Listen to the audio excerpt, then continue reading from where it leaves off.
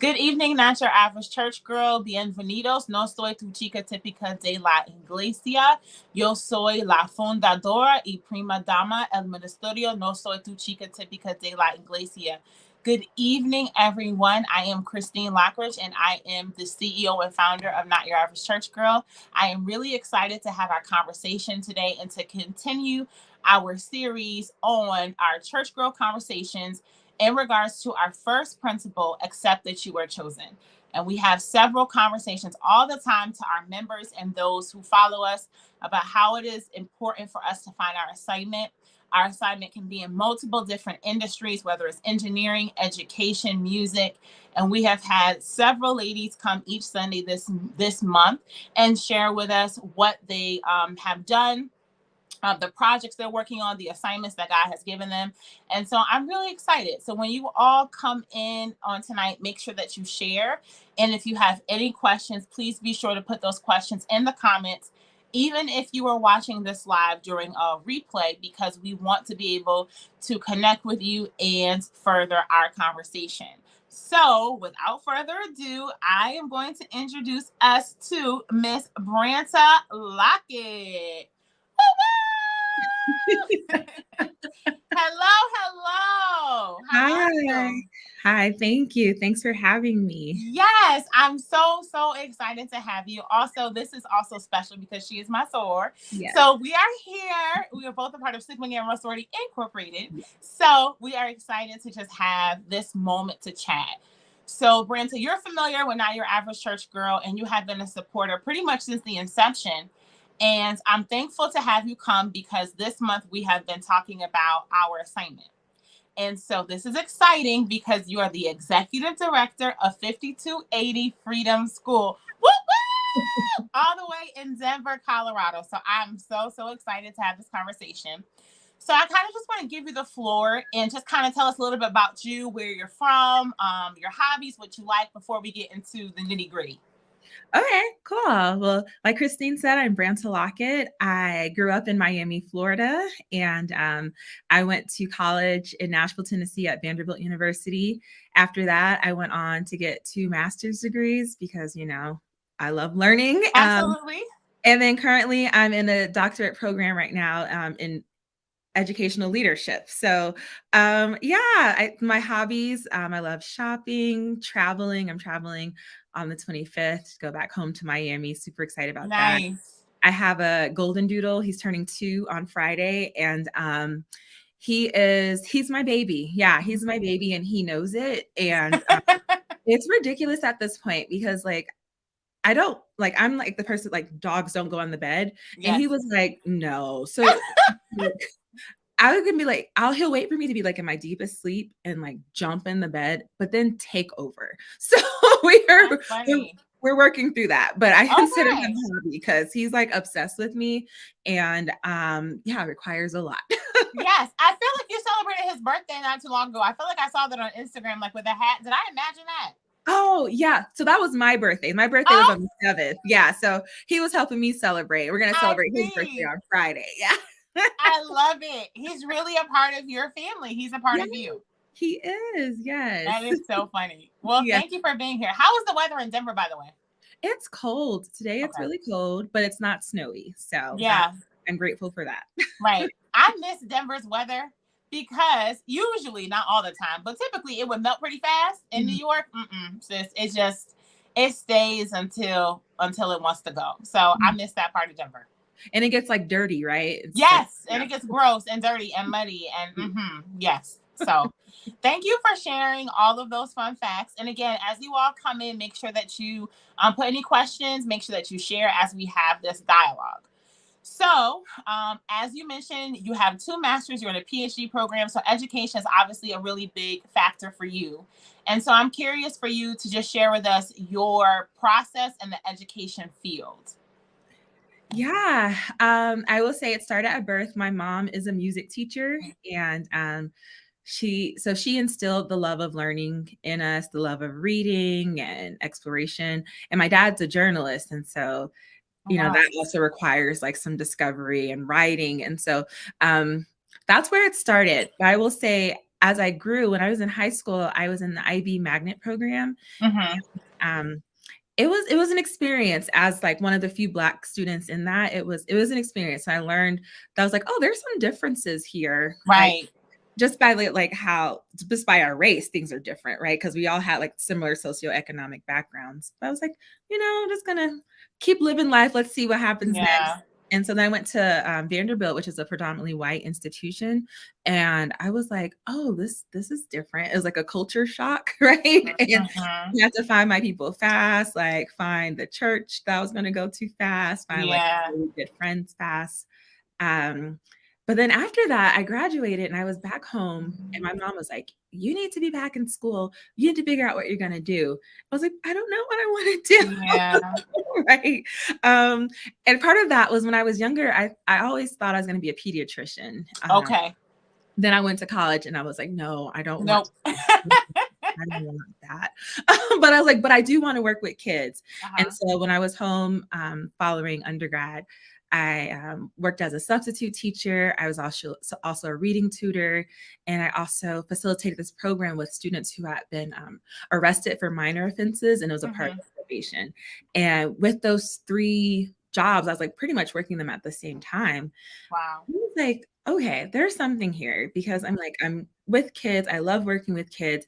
And like these organizations that I work with are in like different places. So one was like a really rich private school, one was like a Title I school, and then one was just like the organization that helped these boys who were going through the process of just getting their records cleared.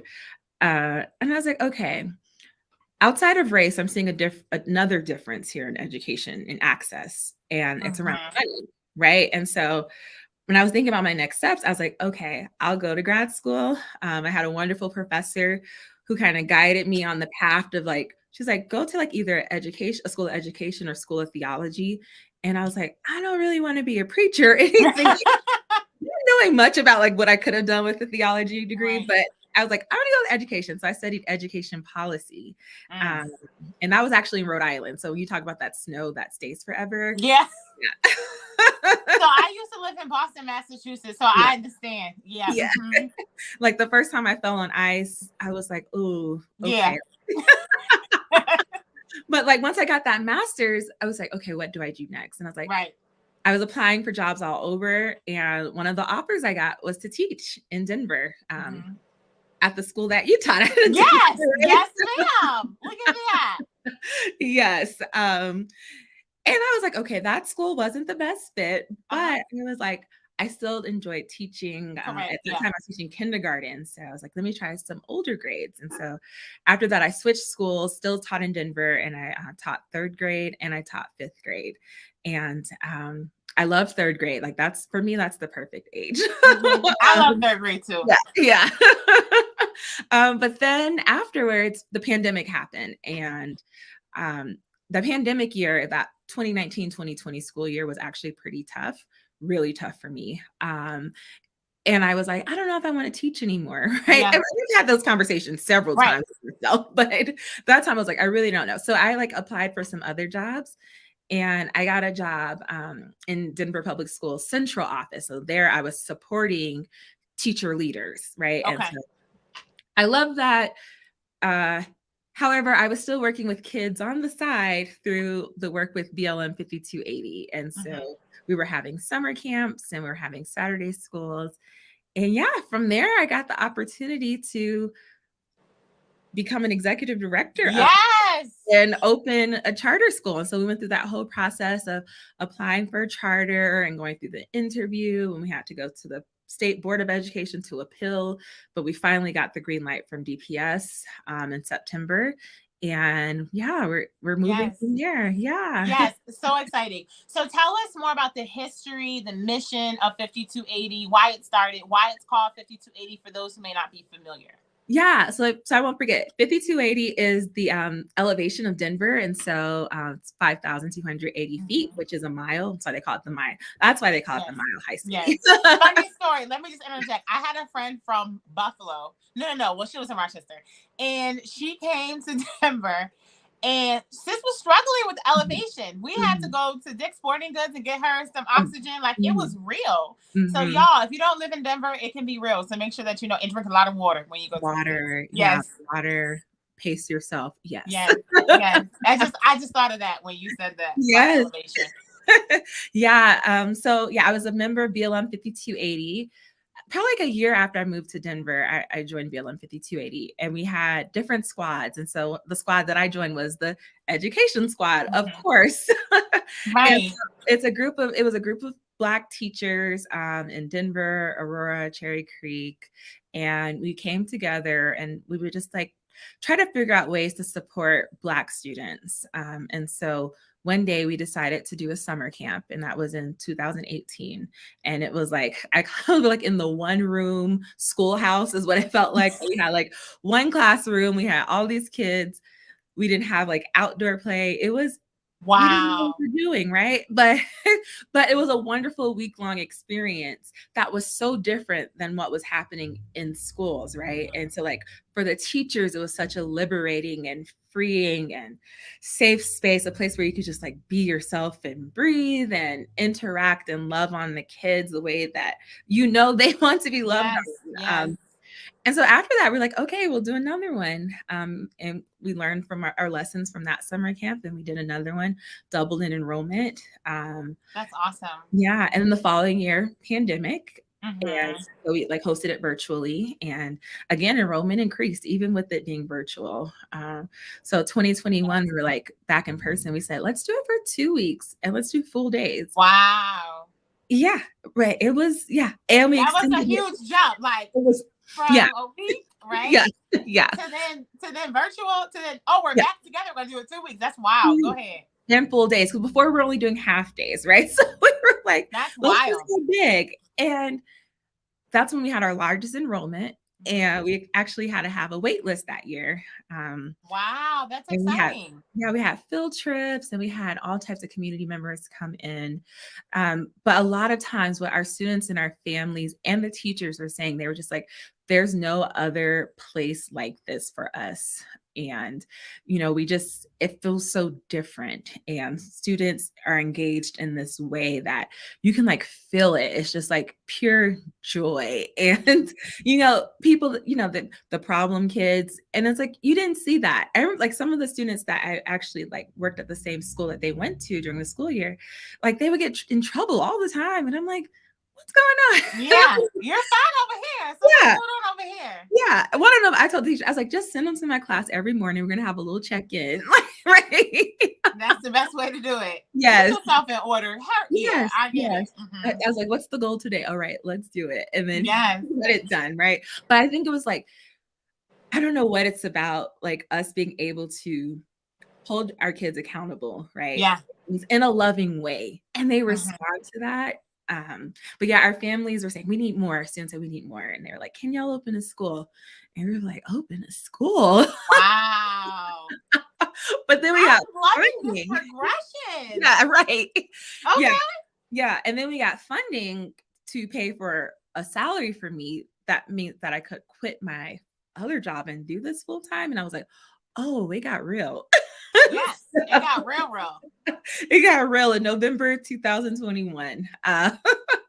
Wow. Yeah. So it was a whirlwind, and we started off so small, and now look where we are.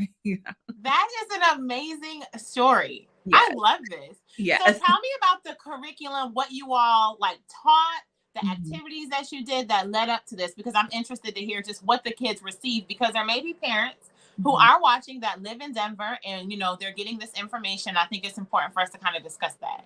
Yeah. So I think the biggest thing is that we center Black people, principles, and knowledge, right? And so that means we're not excluding anyone. It's just like, that's what we center. And so we think about, what does it mean then to like create learning environments that are supportive of all students, particularly Black students. And that's so important because, there's so much like data out there and statistics that show that Black students are still not receiving high quality education in public schools. And so that's why we're focused on, especially in Denver, like all types of stuff is coming out about what's happening to Black students in Denver.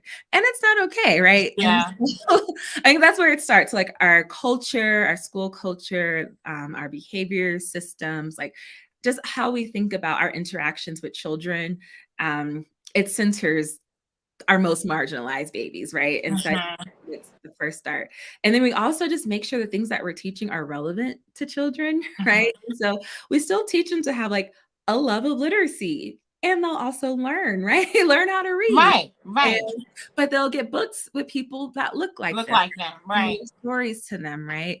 And then also we love partnering with people in the community. And so our students are able to see that Blackness is not a monolith, right? And so there are just like so many ways to be Black, and no one can tell you how to be Black, right? Right. And I think giving them that place to like explore, and then like to have like adults and people around them affirming them. And yeah, as we like move on to the charter school part of it, our like curriculum is based on like the science of reading, because we know like, yeah, reading, learning how to read, being well educated is like the key, right? It can change your life. Absolutely. And change the lives of generations to come after you. And so we think about like, how do you teach math in an engaging way? Oh, you do problem-based learning. So students are solving actual problems that they're interested in, and they'll learn the concepts that way. Or we also have a universal gifted and talented instruction, because we believe right? Like all kids are brilliant. Yes. If you go to school, like those schools like strip the brilliance from us, right? And we're like, no, we're gonna like create these classrooms that like help students like discover what is it that like they're really good at, what is it that they're passionate at, where is their brilliance, right? And you see there's a lot of like schools, like private schools that offer that. So we're happy to be offering it as a charter school, so it's free, right? And it's what our students deserve. So absolutely. Yeah. I love this. I love all of this. Just brings me joy. So my question to you is, you've been through this progression of 5280, and here you are, you're working in DPS, and now you have this opportunity to work full-time at Freedom School and transition to this position. Thinking about your purpose and how you said yes to the call, right? Your call is an education to support Black and Brown students, all students, but specifically to make sure disadvantaged students receive what they need. So what kind of things did you face, like as a Black woman, as a woman of God, what did you face in saying yes and accepting this mission?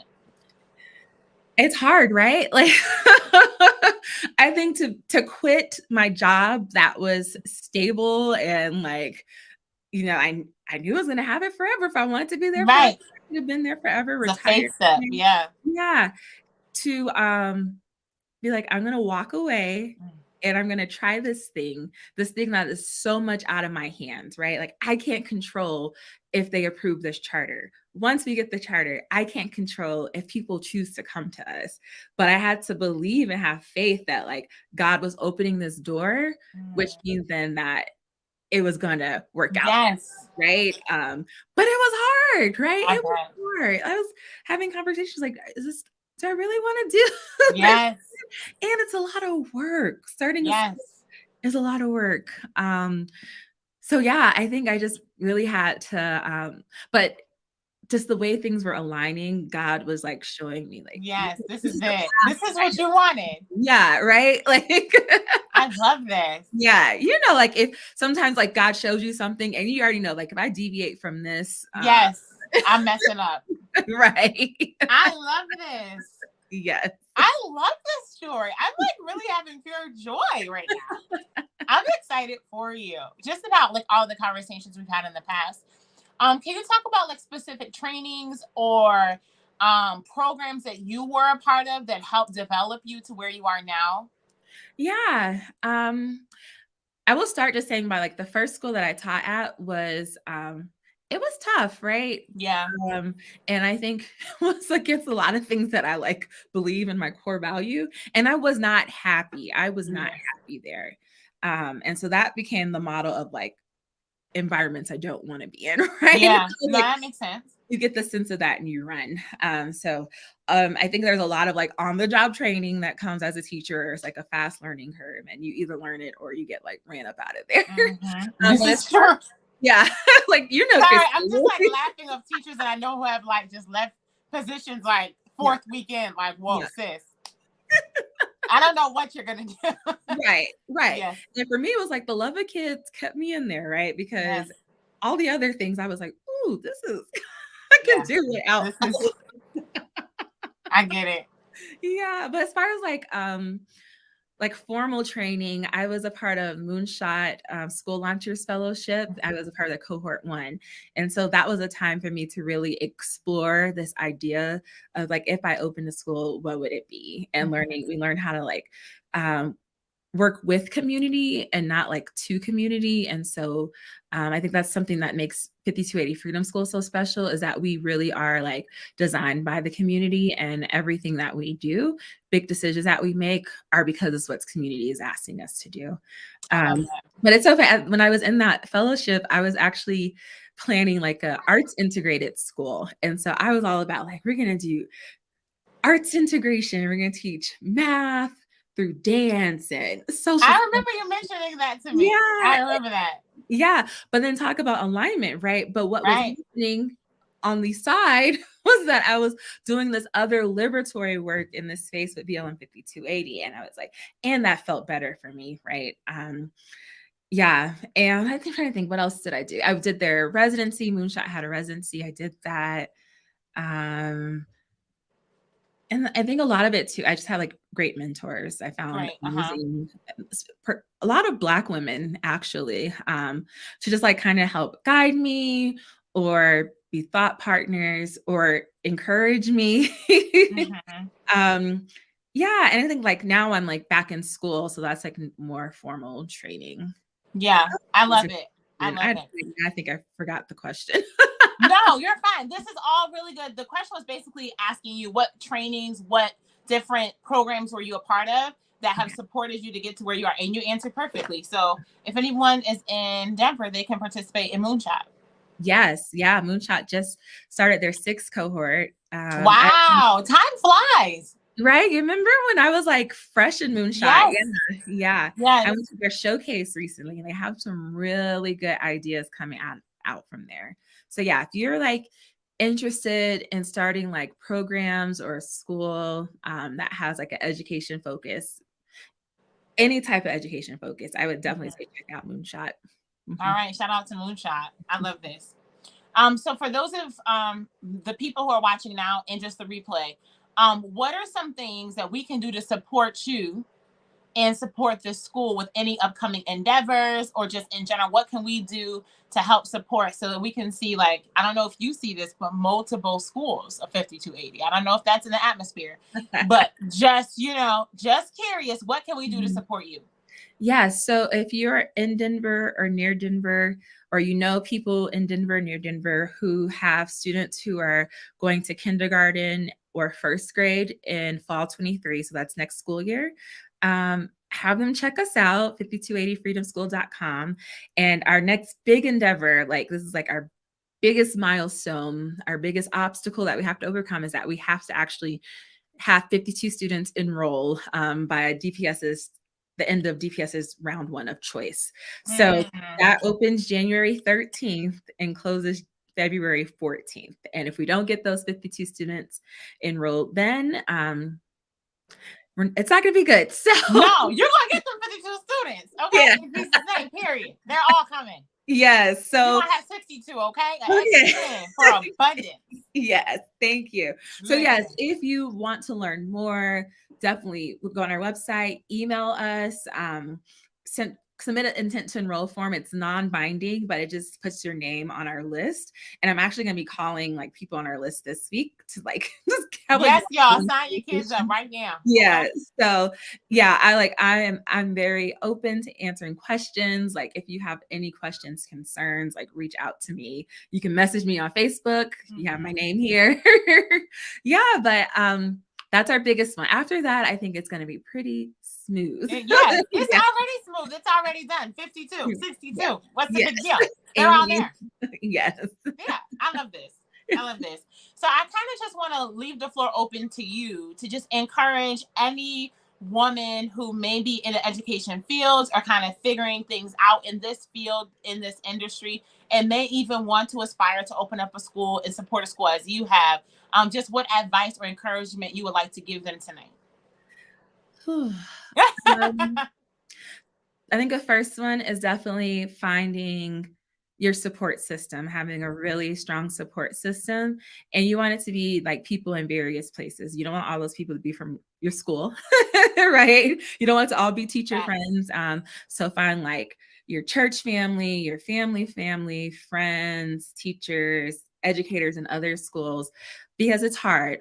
Being an educator right now is really tough. And I would say, especially if you're a Black educator in white spaces, it's hard, right? So you just need your people. I also would say, like, just like keep your purpose in mind. Like, why did you want to become a teacher? It's for the children.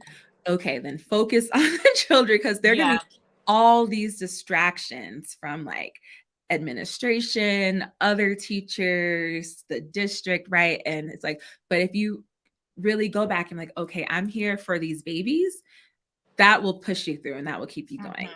And then my final one is like, take care of yourself. Like, do not let these schools kill you.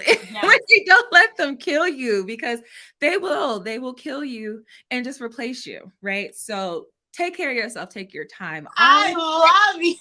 Yes, like do what you need to do so that you can be your healthiest and your best, so that you can give your kids your best. Yes, I'm in agreement to that. Be healthy. Do what you need to do. Get the rest you need so you can be 100%. Yes, right. Like, how are you going to pour into other people and you're almost empty, right? Yes. I give you permission. I give you permission. Okay, give us permission. Okay, to take care of yourself. To be. Yes, I love this. Well, I thank you for your time. Just sharing your journey and just being so thorough. I think it's important for us. A lot of times we look at flyers and we look at people like, oh my God, like she's an executive director. Oh my God. But we don't really know the story behind how you got to where you did it. Disappointment and leaving schools and figuring things out. And, you just do a lot. And there's a lot that transpires. So we honor you and we thank you for all that you have just imparted into us, because I'm full of joy, right? Because just hearing your progression, it's a testimony to me and encouragement to me as well as other women. So if any of you, if you're watching the replay, you have any questions, please be sure to reach out to Branta, reach out to us, and we will connect you with her. Can you tell me the website? Yes, 5280freedomschool.com. Okay, I will put that in the comments too. Okay. And be sure that you all check out her website and just make sure that you sign your kids up. Like if you're in Denver, y'all, it doesn't matter if they're in Cherry Creek. They could be in Colorado Springs, but they can still come. It doesn't matter. And your kid doesn't have to be Black. Like, they can still come. If you want your kids to experience universal come on. teaching, bring them. Yeah, bring them over. Yes. Well, I am going to pray really quickly, and then I'm going to let you go about your time, because I know it's still kind of early in Denver. And then we will reconnect. But Lord, I thank you for Branta. I just thank you for her testimony. I thank you for all that you have brought her through, every disappointment, every triumph. And I just ask, oh God, that you will cover her with your blood, help her to continue to find the strategies to further develop 5280 Freedom School. I ask, oh God, that you will just cover them as they continue throughout the school year. And I ask, oh God, that you will just double the enrollment. I ask, oh God, that any cares, any worries that they may have, that Branta may have, that they will cast them on you because you care for them. I ask, oh God, that when the kids come into the school, the employees, that they feel the love of Christ and that they will feel accepted. In Jesus' name we pray. Amen. Amen. All right, girl. I will speak to you soon. Thank you. Thank you so much. I appreciate y'all. Thank you. Bye. Hey, y'all. I'm so glad that you all tuned in, and I hope that you enjoyed this live.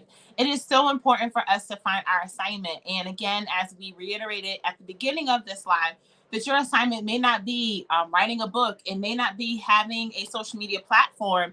it can be in any industry. And so it is our duty as our ministry to show you all different women who are trying to progress in their industry, whether it is music, whether they are an author, whether it's education, whether it's science, engineering.